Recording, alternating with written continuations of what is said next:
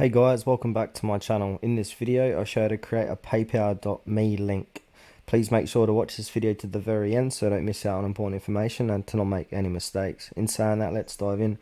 Right, on your PC or laptop or even mobile device, open up any web browser and then head on over to paypal.com. Make sure in your dashboard here, and then once you're inside your dashboard, where it says quick links, you can hit the down button for more if it doesn't show up, but there's a paypal.me link here, so click onto that, and now make sure people know it's you they're paying. With a photo and unique link, people can see that you have a PayPal account. So go ahead and click on the create paypal.me link. You can add a photo or choose not now. I'm going to do not now. Choose your link, so create a memorable link and share it to get paid back.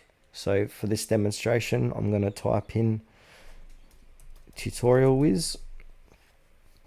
It's available. If it's not available, you have to keep trying to find something that is available.